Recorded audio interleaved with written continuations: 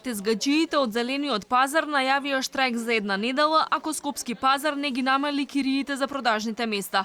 Велат организаторот на пазарите во Скопје ја злоупотребува својата монополска положба и им наплаќа селективно. Тврдат дека едни плаќаат 5250 денари, други 3000, трети 100 денари од ден. Најзагрозени биле земјоделците кои во зимските месеци кога немаат промет плаќале по 2000 денари за резервација на тезгите, а сега ќе требало да ја плаќаат вкупната сума од над 5000 денари и покрај тоа што немаат производство. Пазарджиите бараат намалување на цените до максимални 3600 денари месечно. Треба да платат цела цена 5250 или 5500 и да не дојдат на своето работно место или да прекупуваат. Значи во една многу лоша ситуација се поставени.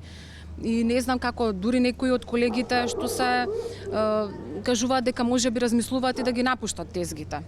Пазарджиите се жалат дека од ден на ден прометот им се намалува, а трошоците само им растат. Вкупните трошоци што ги имаат ако сакаат да продаваат на тезга изнесуваат 16.000 денари само кон Скопски пазар, а по плаќањето на давачките кон државата, трошоците достигнуваат 22.000 денари месечно. Да изнајмите една тезга е 8 пати поскапо од било кој деловен простор во Скопје.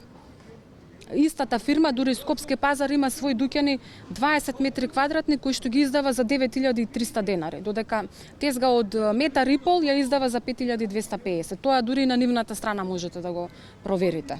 Од групацијата на организатори на пазари при Стопанската комора велат дека во Скопје цените за закуп на тезгите се утврдуваат на управен одбор на фирмата собственик на пазарите. Во случајов Скопски пазар цените варирале зависно од местоположбата на пазарот. Во другите градови пак, каде што овие фирми се формирани од локалните власти, одлуките за цените морале да поминат на општинските совети.